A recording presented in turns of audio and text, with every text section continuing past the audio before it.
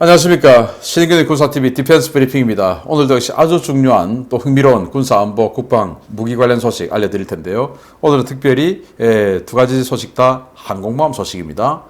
터키의 국산 항공모함 아나돌루 항공모함이 무인 항공모함을 공식 천명하고 나섰는데 이렇게 운용하겠다라는 프레젠테이션이 있었어요. 어떤 내용인지 한번 보겠고, 러시아 유일의 항공모함 쿠즈네초프 항공모함, 또 여기가 계속 지금 삽질을 하고 있는데 어떤 아픔이 있는지 알려드리도록 하겠습니다. 첫 번째입니다.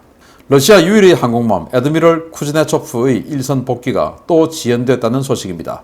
차라리 그냥 퇴역시키고 새로운 항공모함을 만드는 것이 낫지 않겠냐라는 비판이 쏟아지고 있습니다. 러시아 해군 유일 항모 애드미럴 쿠즈네초프의 해군 인도가 당초 계획된 것보다 1년 연기된 2023년으로 밀릴 것이라고 러시아 연합조선그룹 알렉세이 라흐마노프 회장이 현지 시각 24일 타스 통신과의 인터뷰에서 밝혔습니다. 라흐마노프 회장은 원래 애드미럴 쿠즈네초프는 가스터빈 장치 하나만 교체하고 수명 연장 수리를 할 계획이었다 라며 작업 완료에는 10에서 11개월 정도 소요되는데 별다른 문제가 없다면 2023년 군에 인도할 수 있을 것 같다 라고 밝혔습니다.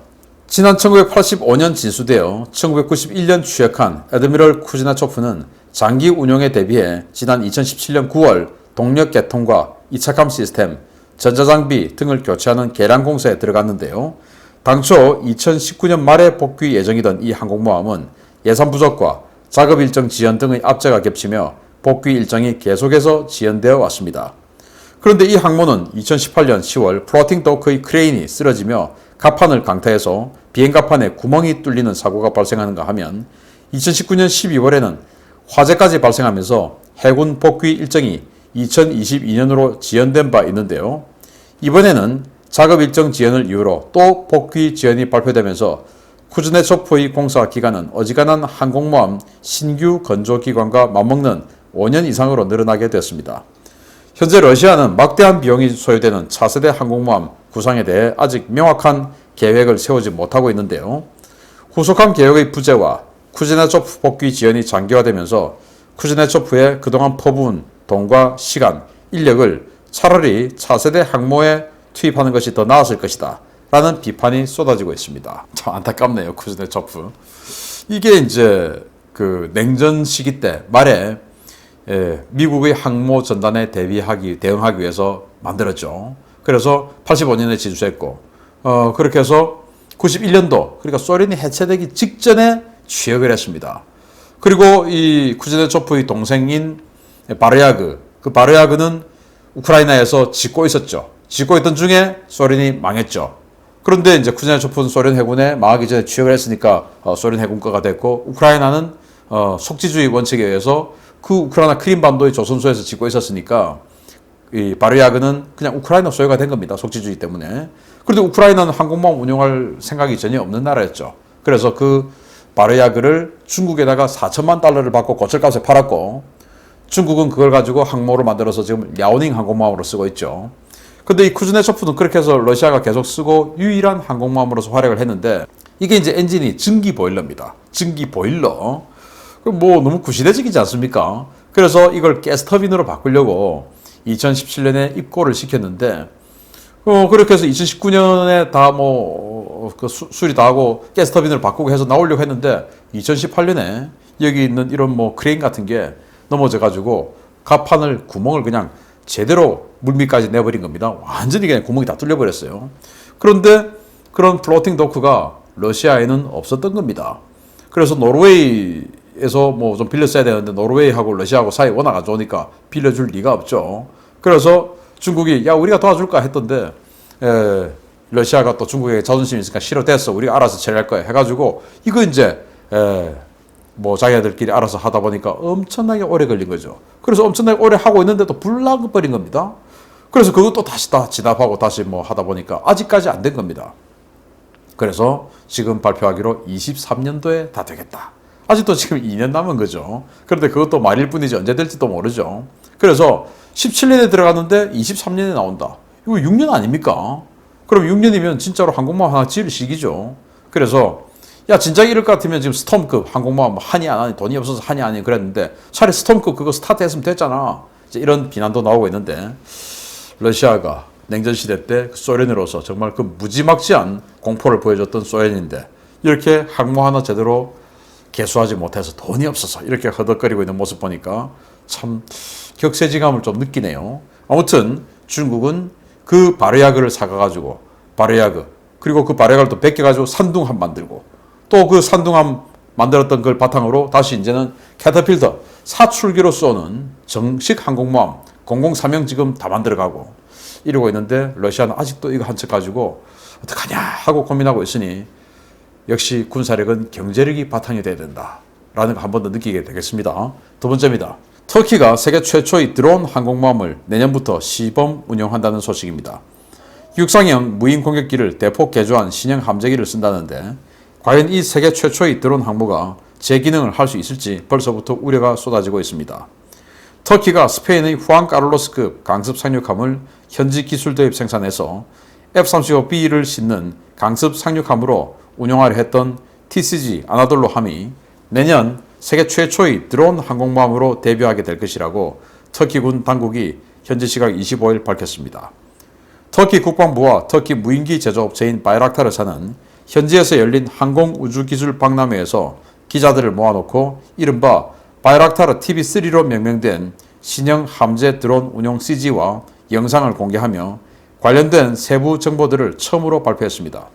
바이락타르 TV3는 육상용 바이락타르 TV2를 대폭 확대 개량한 버전으로 최대 이륙 중량이 650kg에 불과하던 기체의 덩치를 1.45톤까지 키우고 엔진 출력을 강화해서 무장 탑재량을 280kg까지 확대한 버전인데요. 주익을 접을 수 있도록 설계해서 아나돌루 항모에 최대 40여 대까지 탑재할 수 있다는 것이 터키 측의 주장입니다. 기존의 TV2 드론은 지상 통제 스테이션과의 전파 통달거리 문제 때문에 작전 반경이 150km에 불과한 것이 가장 치명적인 단점으로 지적된 바 있는데요. 일각에서는 해당 문제가 위성 통신 시스템 등을 이용해 해결되었을 것이라고 보고 있지만 일부 전문가들은 터키의 현재 인프라에서는 이런 기술 구현이 불가능하다며 회의적인 평가를 내놓고 있습니다. 터키는 내년부터 TB3 드론을 탑재한 아나돌루 항공모함의 시험 운용에 들어가 늦어도 2023년 말에는 본격적인 작전 배치를 시작한다는 방침인데요. 궁여지책으로 나온 방안이지만 이른바 국뽕을 위해 너무 많은 세금을 낭비하는 것이 아니냐라는 비판도 쏟아지고 있습니다. 국뽕 참 조심해야 됩니다. 우리 유튜브 공간에도 현실성 전혀 없는 그리고 사실과 너무나 다른 그런 국뽕 유튜브가 막 흘러 넘치고 있죠. 그런 국뽕 유튜브 쳐다보고 있으면 보는 사람들 기분은 좋죠. 그렇게 되면 정말 뿌듯할 거니까. 저도 우리 군사력 관련해서 그런 국뽕 영상 제작할 수 있지만 그래서는 안 되죠. 지식인은 정직해야 되니까. 그래서 제가 알고 있는 지식들, 제가 그동안 군 관련해서 연구 영역을 하면서 수행했던 그런 그 경험들, 그리고 지켜봤던 자료들, 그 중에서도 공개할 수 있는 자료들, 정보들 이런 것들을 취합해서 아무리 봐도 우리는 뭐 지금 국뽕 유튜버들이 하는 그런 내용하고 너무 다릅니다. 현실은. 그런데 터키도 이 에르도안 대통령이 21세기의 술탄이다. 그래서 또 이슬람의 맹주다. 뭐 그렇게 해서 터키가 오스만 투르크 제국의 그 영광을 내가 다시 잇겠다. 라는 그런 이 슬로건을 걸고 기치를 걸고 국뽕을 마구마구 일으키고 있는데 그러다가 이제 결국은 러시아하고 친한 바람에 러시아 정보국에서 터키가 쿠데타를 하려고 하는 것을 알려줬죠. 그렇게 해서 쿠데타를 진압할 수 있었습니다. 그러니까 에르도안 대통령은 러시아가 너무 좋죠. 자기가 쿠데타를 통해서 쫓겨날 뻔했던 것을 구해줬으니까. 그래서 뭐 친하게 지내다가 S-400 지대공 미사일 시스템 도입하고 이러다가 이제 미국하고 야 S-400 그거 가지고 우리가 니들한테 파는 F-35 비춰보고 그 정보를 러시아에게 주면 우리가 지금 나토의 수많은 동맹국들에게 F-35 파는데 적국인 러시아에게 그게 정보가 다 들어가면 우리는 F-35 이거 뭐가 되냐. 안 된다. 그래 S-400 그 계약 해지해라. 라는데 터키는 끝까지 이제 우리는 자주야 자주. 미국이 뭐 어쩌고저쩌고 이제 하면서 그냥 도입 완료해버렸죠. 그래서 F-35 물 건너갔고 그 F-35를 탑재해서 이 아나돌루 항공모함에 탑재해서 항공모함으로 쓰려고 했는데 비행기가 없으니까 이제 어떡하냐 해가지고 공격 헬기를 할까. 그래서 공격 헬기 하려고 했더니 거기 들어간 미국산 엔진 미국이 그 수술 안 해. 안 돼 하니까 또 헬기도 안 되고 그러다가 이제 사위가 MIT에서 공부하고 왔죠. 그래서 사위가 바이락타르사 이제 아들인데 거기서 바이락타르 TB2 150km 날아가는데 무지하게 싼 거 100만 달러짜리 그거 가지고 이제 전 세계에서 지금 대박 터뜨리고 있으니까 이걸 확대 개량하자. 150km 가지고는 상대가 안 되니까. 그래서 더 확대 개량한 무인기를 만들어서 무인기 항모로 만들었다. 그런데 이제 이게 뭐 언뜻 들으면 괜찮네 라고 할 수 있지만 이건 뭐 완전히 그냥 뭐 그 태생 자체가 잘못된 거예요. 왜냐하면 항공모함은 첫째 임무는 함대 방공이죠. 두 번째 임무가 이제 뭐 지상 타격하고 이런 건데 함대 방공을 할 수 없는 항공모함이에요. 기본적으로 함대 방공은 깔고 들어가야 되는데 우리 한국형 경항모는 함대 방공밖에 안 되는 것이 문제고 이건 함대 방공을 할 수 없는 것이 문제입니다. 왜냐하면 이 바이락타르 TB3 이 무인기에는 스스로 이제 이 에이사 레이더를 장착하든지 뭐 이렇게 해가지고 스스로 공중전을 할 수 있어야 적 전투기 군단의 내습에 그걸 막아내고 그래서 지킬 수 있는데 이건 그냥 지상 즉 함상 통제에 의해서 멀리 가서 그냥 타격하는 폭격하는 이 임무밖에 할 수 없어요. 그것도 이 페이로드가 대단히 높지 않으니까 뭐 벙커버스터 이런 건 안 되고 그냥 뭐 멍텅구리 500파운드짜리 폭탄 이런 거 좀 떨어뜨리고 오는 거 이 정도 수준밖에 안 되는데 그래가지고는 적 전투기들이 대규모로 몰려왔을 때는 감당을 할 수가 없죠. 그럼 항공모함으로서 기본 수행을 할 수가 없습니다. 그러면은 이런 전투기들을 몰고 왔을 때 속도는 아음속이죠. 빠르지 않죠? 거기다 스텔스 아니죠.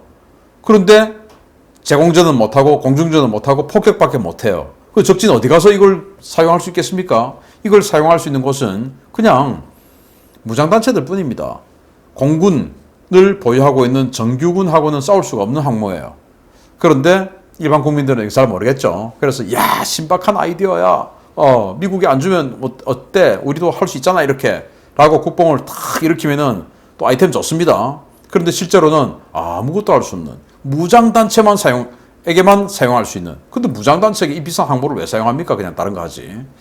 그래서 아무 의미 없는 데다가 이렇게 국민들 속이면서 국뽕 정책을 정권 연장을 위해서 국뽕 정책을 일으키는 거 정말 조심해야 된다. 우리 유튜브 책에도 마찬가지입니다. 마치겠습니다. 감사합니다.